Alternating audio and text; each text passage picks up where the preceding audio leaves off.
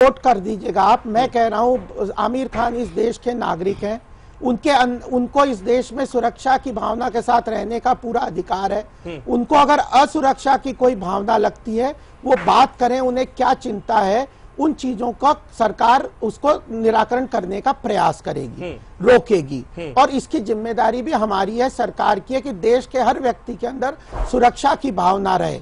इसको कहने के बाद जो बातचीत है, अगर उन्होंने कोई इंसिडेंट्स नहीं बताए, एक जनरल माहौल की बात की, जनरल परसेप्शन का कोई सॉल्यूशन अचानक नहीं होता। पब्लिक डिबेट में उन्होंने कहा है, फिर भी उनको चर्चा की जाएगी, उनकी समस्याओं को देखा जाएगा। अब उनको हमने इतना ही कहा है भारतीय जनता पार्टी ने कि आप जनरल परसेप्शन की बजाय इंसिडेंट्स बताइए।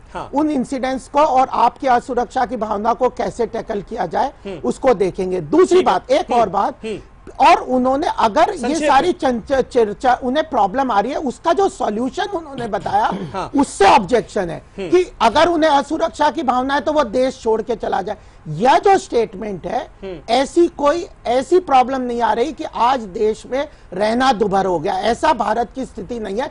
इस आकलन से हमें ऑब्जेक्शन है। इस आकलन को क्या आप इस बात से इत्तेफाक रखते हैं कि देश में ऐसा कोई असहिष्णुता का माहौल है नहीं कि वो छोड़ के चले जाएं? कोशिश की जा रही है और जो मोदी सरकार है उसकी छवि खराब करने की कोशिश की जा रही है, जैसा कि अग्रवाल जी कह रहे हैं। उदय जी, नहीं, देखिए, ये बहुत ही बड़ी जाति है और मैंने बार बार कहा है कि किसी, चाहे वो कलाकार हो, चाहे बौद्धिक हो, इतिहासकार हो या लेखक हो, हर किसी की बात का कोई सीधे राजनीतिक अर्थ नहीं निकालना चाहिए। हम भी तो वही कह रहे हैं जो आप कह रहे हैं। मुझे सिर्फ ये लगता है कि ओवर पॉलिटिसाइज्ड और ओवर रिलीजियस या कम्युनल ये समय आ गया है। मीडिया और इतना ज्यादा आया है, इतना मेरी बात सुन लीजिए, और इतना ज्यादा आया है कि जिसको कहते हैं ना, कि जिसको कहते हैं एम्बिया या पर्यावरण या परिवेश, तो परिवेश में जो जिस भी तरह की असहिष्णुता है उसको हर कोई अनुभव कर रहा है। अब अगर आप इंसिडेंट की बात करेंगे कि जब इंसिडेंट हो तब आप बताएं, तो मेरा कहना मात्र इतना है कि देखिए, हम कहते हैं कि प्रदूषण है, पोल्यूशन है, नाइट्रेट्स हैं, कार्बन है, हैंगिंग पार्टिकल्स हैं वातावरण में जी। जब कोई मर जाता है, जब भोपाल जैसा कोई ट्रेजेडी हो जाती है औद्योगिक, तब एक इंसिडेंट बन जाता है। यहाँ भी देखिए इंसिडेंट्स हुए हैं, और जो पुरस्कार लौटाने की शुरुआत हुई है वो कन्नड़ के प्रसिद्ध लेखक MM कुलबर्गी, जिनको साहित्य अकादमी का पुरस्कार मिला था और एक जाने माने वो साहित्यकार भी थे जी। और आपके अकादमिक दुनिया के विश्वविद्यालय के वो वाइस चांसलर भी रह चुके थे। उनकी हत्या हुई उनके घर में जा करके, सिर्फ इसलिए कि उनकी विचारों से असहमति थी, असहिष्णुता यहाँ पैदा हुई, और तभी से पुरस्कार लौटाने की सिलसिला शुरू हुआ। और किसी के मन में भी ये नहीं था कि वो किसी पॉलिटिकल पार्टी के हैं। मैं किसी भी राजनीतिक दल का नहीं हूं, मैं आपसे पूरी ईमानदारी से कह रहा हूं।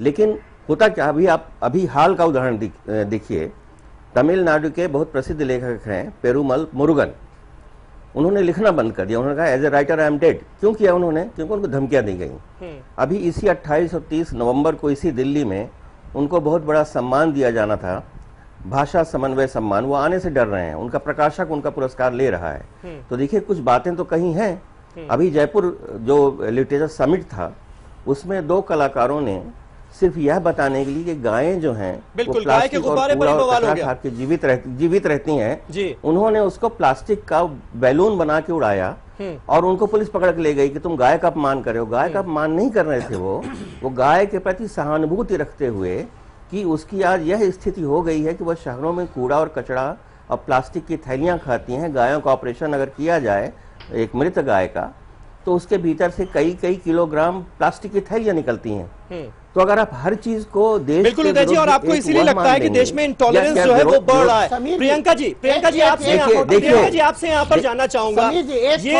ये बातें तो लगातार उठी रही हैं। आमिर खान पर आरोप लगाने वाले भी बहुत लोग हैं, बीजेपी के भी, VHP के भी और तमाम लोग। लेकिन आमिर खान को लेकर आज तमाम तरह की प्रतिक्रियाएं भी देखने को मिली। बॉलीवुड के ही उनके तमाम सहयोगियों ने उन्हें यह कहा कि आमिर खान जो बने हैं वो इस देश की बदौलत बने हैं, और अब उनकी तरफ से यह कहना कि उनकी पत्नी उनसे कहती है कि देश छोड़कर कहीं और बस जाया जाए, ऐसा माहौल हो गया है देश में, यह भी तो कहीं ऐसा तो नहीं कि बढ़ा चढ़ाकर चीजों को पेश किया जा रहा है?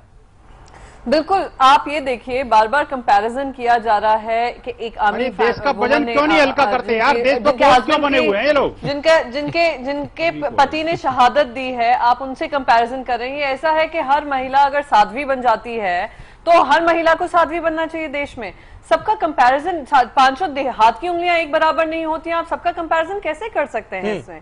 दूसरी चीज मैं यहाँ पे कहना चाहूंगी, उन्हीं के छोटे भाई हैं जिन्होंने फिल्मों में कुछ बनने की कोशिश की, उनको तो देश ने नहीं इतना प्रेम किया। तो जो टैलेंटेड होगा देश उसको अप्रिशिएट करेगा, जिसमें टैलेंट है उसको अप्रिशिएट करेगा, जिसमें नहीं है उसको अप्रिशिएट नहीं करेगा। तो देश ने उन्हें प्रेम दिया है, उन्होंने देश को अपना टैलेंट दिखाया है। राहुल महाजन भी हमारे साथ मौजूद है। राहुल करना, बार-बार ये जताना कि भाई आपको देश ने, इसी देश ने आमिर खान बना दिया, भाई वो अपनी कलाकारी की बदौलत बने, अपनी एक्टिंग की बदौलत बने, फिर आप उनकी एक्टिंग को या फिर उनके हुनर को उनके धर्म से जोड़कर कैसे देख सकते हैं?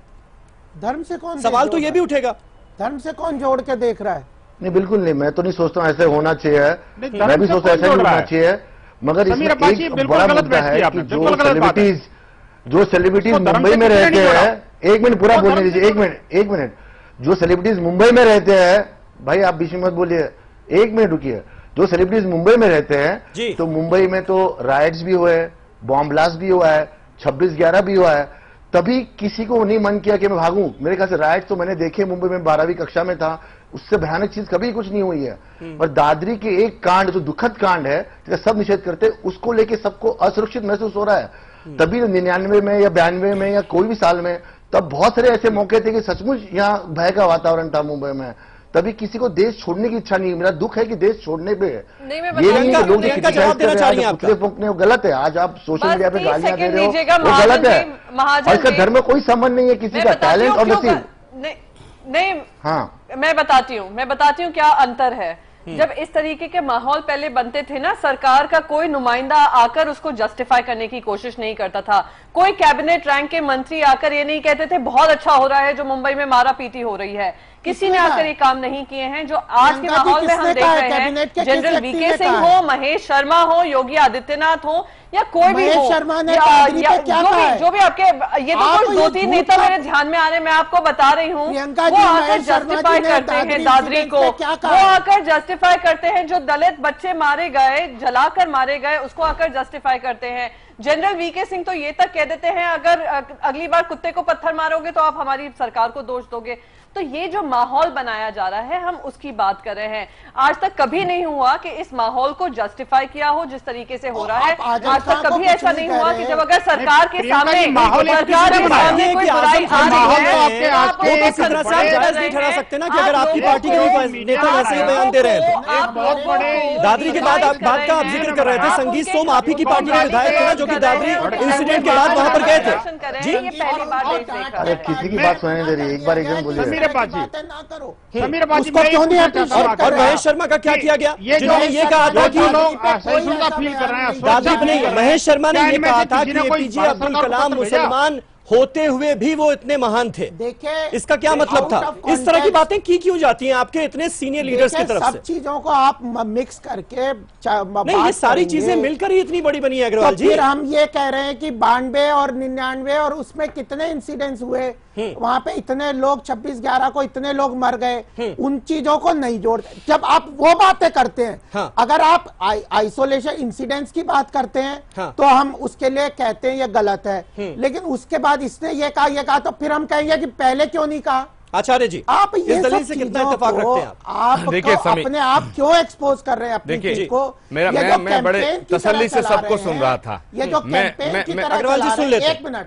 ये जो कैंपेन की तरह चला रहे हैं, अग्रवाल जी नहीं रुकेंगे, कह रहे हैं। मैं ये कह रहा हूँ समीर अब्बासी कि आमिर खान का सवाल नहीं है, उदय प्रकाश जी का सवाल नहीं है, आचार्य प्रमोद कृष्णम का सवाल नहीं है। जो भी व्यक्ति अपनी बात को कहने के लिए, यानी कि अभिव्यक्ति की आजादी हमारे देश में है, लेकिन अगर कोई भी बात भाजपा के खिलाफ जा रही है तो उसको इनके नेता को किसी कुत्ता कहते हैं, बिल्ली कहते हैं, बंदर कहते हैं, भालू कहते हैं, शैतान कहते हैं। प्रश्न ये है कि ये सब चीजें उठ जो रही हैं, ये एक दहशत का माहौल क्रिएट कर रही है, नंबर 1। और दहशत केवल एक लेखकों में नहीं है, गायकों में नहीं है, कलाकारों में नहीं है, दहशत तो भाजपा के अंदर भी है। और दहशत तो बाबा रामदेव जी कहते थे 100 दिन में काला धन, एक दिन बात हुई तो 100 दिन में काला धन लाएंगे। अब वो चुप है क्योंकि दहशत में संत महात्मा भी है। कोई आदमी नहीं कहता कोई संत महात्मा पहली बार दहशत में। बाबा रामदेव से पूछो सरकार के खिलाफ कुछ बोलिए। यही इंटॉलरेंस है, बाबा रामदेव जी, विनोद बंसल जी, यही इंटॉलरेंस है। आप चाहते हैं आप जो बोले पूरा देश सुने और समर्थन करे। आमिर खान जब आपके कहने पे झाड़ू उठाते हैं तो देशभक्त, आमिर खान अपने दिल का दर्द बताते हैं तो देशद्रोही। ये दोहरे मापदंड कैसे चलेंगे? आप पाकिस्तान की, आप किसे पाकिस्तान भेजना चाहते हैं? और देश विनोद बंसल जी, आप ये चाहते हैं इस देश की एकता अखंडता को तोड़ना चाहते हैं आप लोग। आप झूठ बोल रहे हैं, आप गलत बयान नहीं कर रहे हैं। आप क्या चाहते हैं? आप गलत बयान करते हैं। गुलाम अली का शो करके क्या दिखाना चाहते हैं? 1000 साल में देश की एकता नहीं टूटी, खंडित नहीं हुई। आपने 2 साल में तोड़ने की कोशिश कर रहे हैं। कितने पत्र लिखे आप इस देश की एकता को तोड़ने की कोशिश मत करो। आपकी आग है, इस आग से लड़ने के लिए लोगों का सर फील हो रही है। आग है, क्या पत्र लिखा किसी को? ये देश जितना हिंदुओं का उतना मुसलमानों का उतना ईसाइयों का, ये देश हमारा सबका है। पुलिस कमिश्नर को ये देश किसी के बाप दादा की जागीर नहीं है। विनोद बंसल जी, आप बेकार की बात करना छोड़ें। आप ये कहना चाहते हैं मुख्तलिफ हैं, आप डिफेंड करते हैं, आप डिफेंड करते हैं, आप कहते हैं हाथी मारा नहीं अकड़ गया। कैसी बेहूदी बात करते हैं आप? अपना धर्म बेच दो जो आपके खिलाफ बात करता है, राष्ट्र के प्रति कोई कंप्रोमाइज न करो। क्यों चले जाए? ये ठीक नहीं है। क्यों चले जाए? नहीं आप अगर हमने नहीं कहा, हमने नहीं कहा, आप ही कह रहे हैं। जो लोग खुद कह रहे हैं कि मैं पाकिस्तान चला जाऊंगा, मैं तो उनको कह रहा हूँ अगर वो सुरक्षित फील करते हैं आपकी आलोचना करेगा तो उसे आप श्रीलंका भेजेंगे, पाकिस्तान भेजेंगे। हम आपको भी नहीं कह रहे, हम किसी को नहीं कह रहे, लेकिन जो अपने आप को असुरक्षित फील करता है भारत के अंदर, उसको लगता है पाकिस्तान में जाना अच्छा लगता है, तो हमारा संविधान इसकी परमिशन देता है, जा सकते हैं। और उसी हम कभी मना नहीं कर रहे किसी की। अहंकार, हम किसी को ना कहते हैं ना मना करते हैं, जनता ने आपके लेकिन देश की अस्मिता के साथ में, देश की इज्जत के साथ में खिलवाड़ करोगे तो उसका परिणाम ठीक नहीं आएंगे। देश की जनता इस बात को समझ रही है। प्रियंका चतुर्वेदी, आचार्य आप बात को इज्जत करिए। ऐसा है बंसल जी, ऐसा है बंसल जी, देश की अस्मिता, देश प्रेम, देश के लिए प्रेम, देश के लिए पेट्रियोटिज्म, देशभक्ति सिर्फ विश्व हिंदू परिषद के प्रवक्ता या विश्व हिंदू परिषद के बट में नहीं आई है, ना कि सिर्फ भारतीय जनता पार्टी के बट में आई है। ये तो आप ध्यान में रखिए।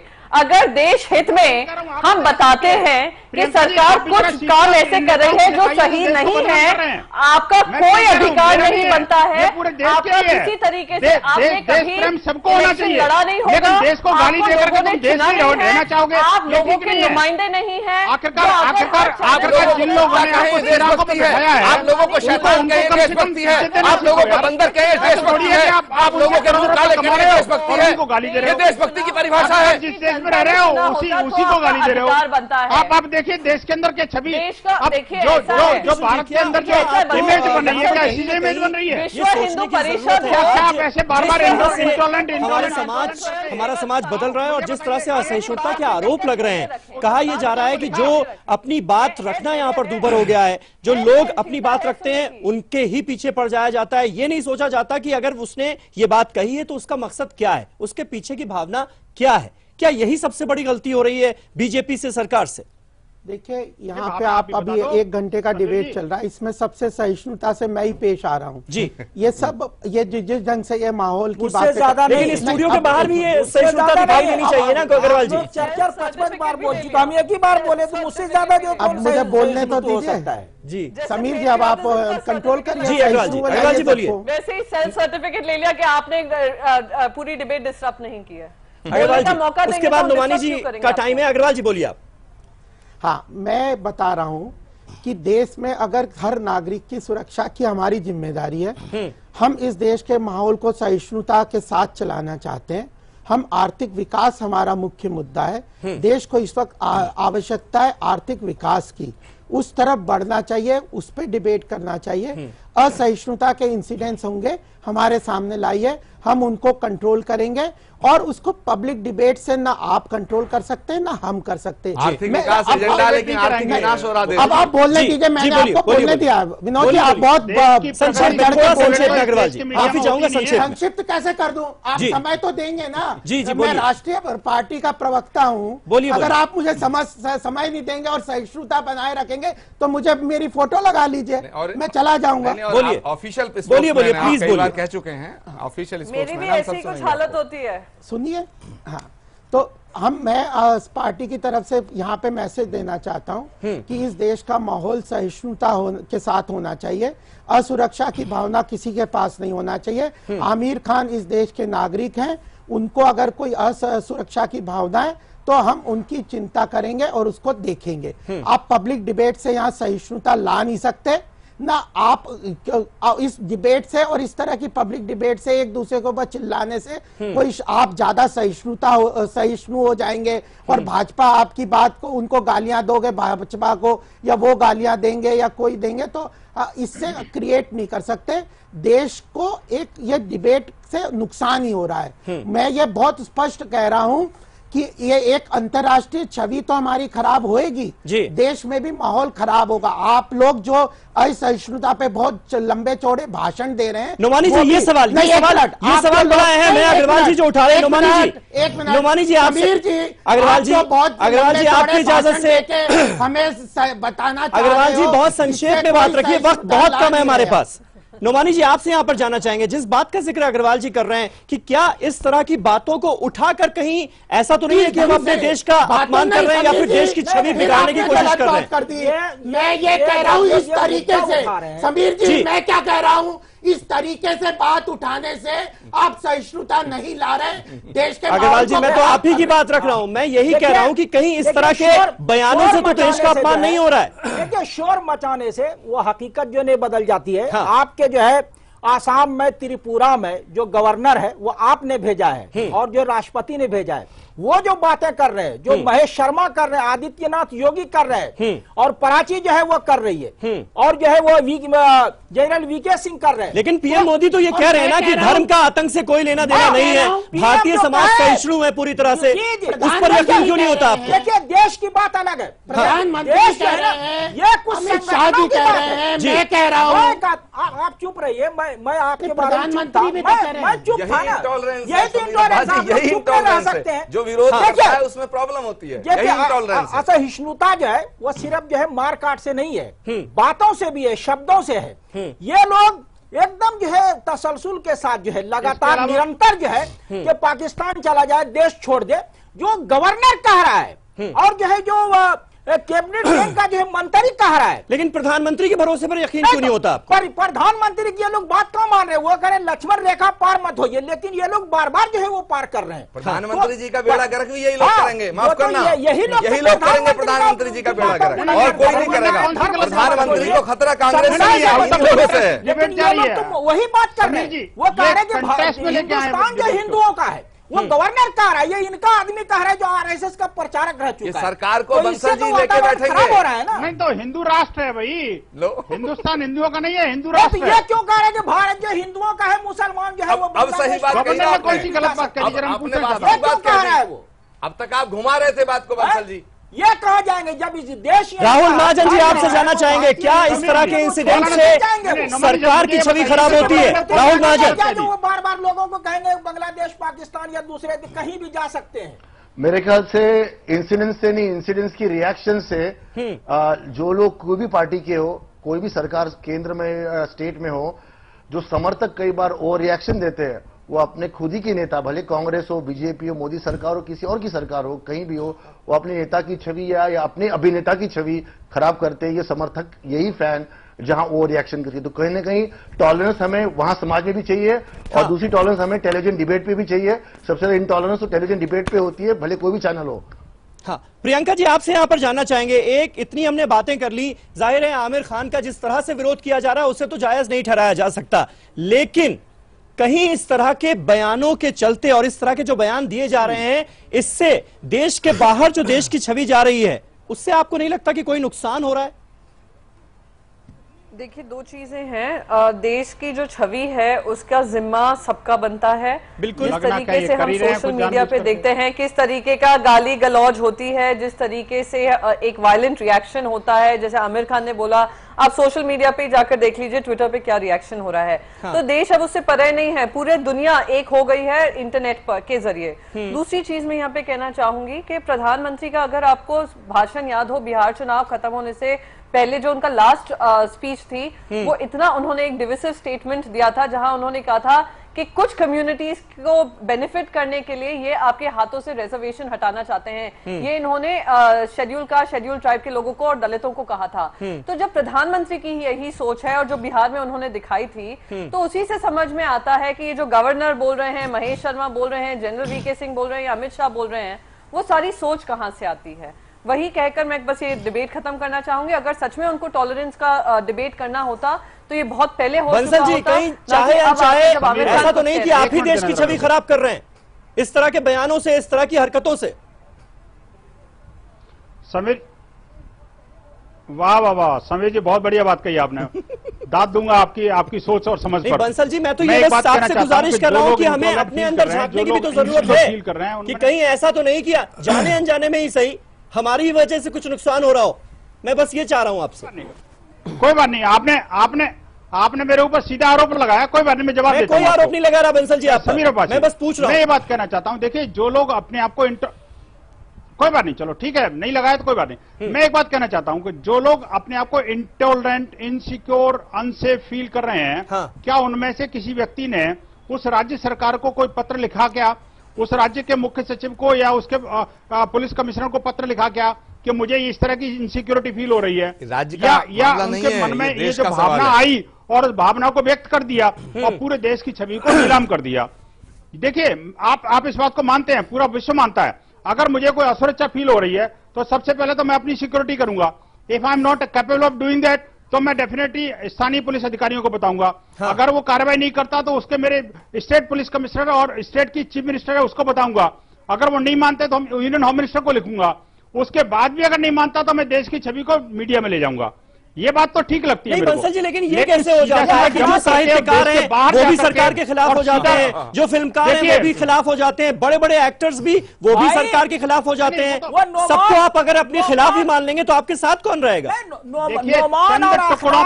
तो सबको कह देते हैं कि ये हमारे खिलाफ है, ये साजिश कर रहे हैं। टुकड़ों पर पलने वाले और जो लोग हमेशा से कांग्रेस की जो आप भगत करने वाले लोग, अब उनको इस सरकार से वो सब चीजें नहीं मिल रही जो पहले कांग्रेस से मिला करती थी, तो इसलिए उनको पीड़ा होना तो स्वाभाविक है। अच्छा, अब आप तो ये सारे लोग कांग्रेस ही हैं, तो वो हो रहे हैं और वो अपनी इंटॉलरेंस के कारण पूरे देश का माहौल खराब करने की कोशिश कर रहे हैं। इस बात को कोई नहीं समझ रहा और उसको मीडिया टीआरपी के लिए और नेता प्रसिद्धि के लिए काम कर रहा है। अल्टीमेटली देश की जनता गुमराह हो रही है और देश बदनाम हो रहा है।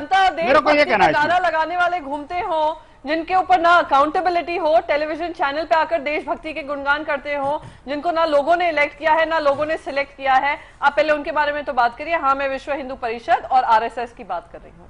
प्रियंका जी, लेकिन इनका सीधा आरोप है कि ये सारे लोग कांग्रेस से मिले हुए हैं, इसलिए कांग्रेस की भाषा बोलते हैं।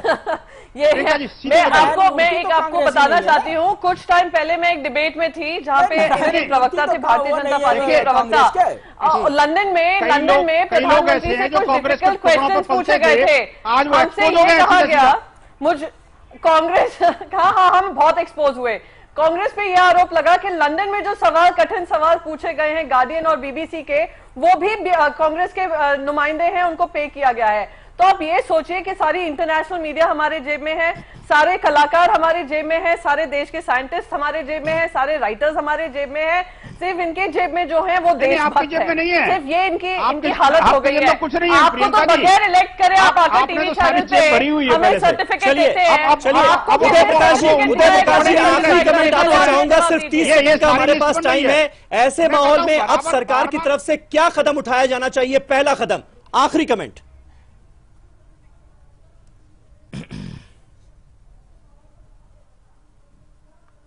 ये आपने किससे पूछा? उदय जी, आपसे। हाँ, देखिए, मेरा तो ये साफ है और अभी इस डिबेट में भी आप देख रहे होंगे कि शायद एज ए राइटर सिर्फ मैं अकेले यहाँ बैठा हुआ हूँ जी, और ये जो पॉलिटिकल डिबेट्स हैं उनको मैं देख रहा हूँ। तो ये तो पहले स्वीकार करें कि सबसे बड़ी अकाउंटेबिलिटी उस सरकार की होती है जो चुनी जाती है जनता के द्वारा, और उसके जो चुने हुए कैबिनेट मिनिस्टर्स हैं, अगर कहीं कोई ऐसी भावना चाहे आमिर खान की तरफ से आए, चाहे वो पेरुमल मुरुगन की तरफ से आए, चाहे वो किसी भी शाहरुख खान की तरफ से आए जी, तो मेरी बात सुन लीजिए पूरा, तो कम से कम उन लोगों को इतनी जिम्मेदारी से भरा वक्तव्य देना चाहिए। अभी एक कैबिनेट मिनिस्टर ने कुछ देर पहले ही आप बात कर रहे थे, उन्होंने कहा कि सारे जो साहित्यकार हैं, लेखक हैं, नहीं उदय जी, आपको अपनी जिम्मेदारी नहीं याद आ रहा है। को ही आगे आना होगा इस माहौल को दुरुस्त करने के लिए, चाहे वो लोगों से बात करनी पड़े या फिर उन्हें समझाना पड़े। बहुत बहुत शुक्रिया उदय प्रकाश जी आपका, प्रियंका जी आपका, राहुल महाजन आपका हमारे साथ इस चर्चा में जुड़ने के लिए। साथ ही स्टूडियो में मौजूद थे आचार्य प्रमोद जी, विनोद बंसल जी आपका भी बहुत बहुत शुक्रिया, नोमानी साहब आपका भी बहुत बहुत शुक्रिया। तो कुल मिलाकर लबोलबाब यही निकलता है कि जिस तरह की बातें आमिर खान की तरफ से की गई है, जो मुद्दे उठाए गए हैं, उन्हें सहूलियत से सुना जाएगा सरकार की तरफ से, और शायद आमिर खान भी सरकार से यही उम्मीद करते हैं। इस सीधा सवाल में आज मेरे साथ बस इतना ही। एक छोटा सा ब्रेक ले रहे हैं, खबरों का सिलसिला जारी।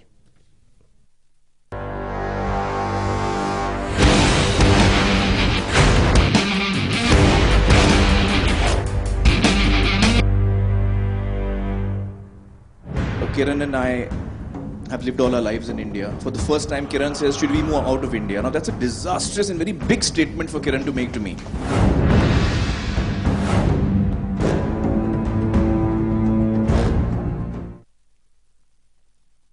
रूप मंत्रा आयुर्वेदिक फेस क्रीम, ये कोई कॉस्मेटिक नहीं, आयुर्वेदिक औषधि है। वो वाला खुल के जीने में कुछ दर्द तो होता है, पर इस दर्द से रुकना क्यों? एक्सपर्ट है ना वोलिनी, डॉक्टर्स का भरोसेमंद, इसका क्विक एब्सॉर्ब नैनोजेल फॉर्मूला बिना मसाज के दे आपको इंस्टेंट और लंबा आराम। वोलिनी, इसके आगे दर्द क्या चीज है? अब पाइए किसी भी दर्द से जीत वोलिनी के साथ। एमपी अजब है, सबसे गजब है, एक नहीं दो नहीं सैकड़ों यहाँ शेर हैं, पेच में था मोगली का नाम 12 सिंह है। एमपी अजब है, मांडू का महल है कि जहाज है, कोई तो बताए। जय विलास के झूमर संग 10 हाथी लटके, सोच के सर चकराए। एमपी अजब है, अरे सबसे गजब है, संगमरमर खुदता नहीं, छूता आसमान है, और साची देता सबको शांति का फरमान है। एमपी अजब है, अरे सबसे गजब है। हमारे इंडियन वैल्यूज कितने स्वीट होते हैं ना। देखिए, किसी को भी डिस्टर्ब करना बिल्कुल पसंद नहीं, सो स्वीट।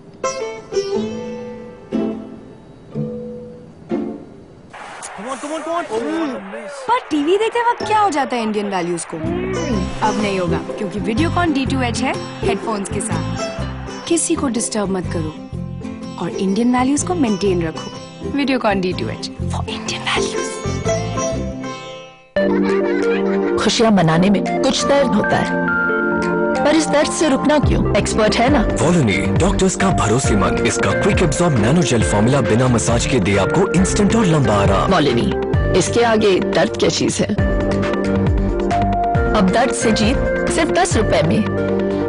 अम्मा आ गई तू, बुआ बन गई है, बेटी हुई है। ये ले बेटा, बच्ची को थोड़ा शहद चटा दे। ये कायदा सही नहीं है। बिल्कुल सही कहा। बच्चे को जन्म के तुरंत बाद सिर्फ माँ का पहला पीला गाढ़ा दूध ही दें, शहद या और कुछ नहीं। ये दूध बच्चे को बीमारियों से लड़ने की शक्ति देता है। शिशु स्वस्थ सालों साल, जब हो सही देखभाल। 6 महीने तक सिर्फ माँ का दूध, इसके अलावा पानी भी नहीं।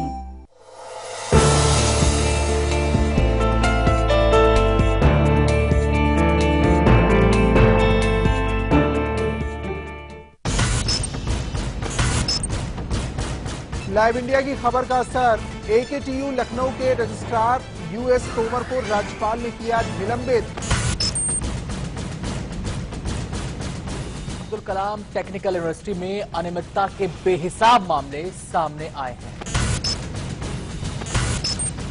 छात्र आंदोलन कर रहे हैं, वजह साफ है क्योंकि कापियों में गड़बड़ी की गई है।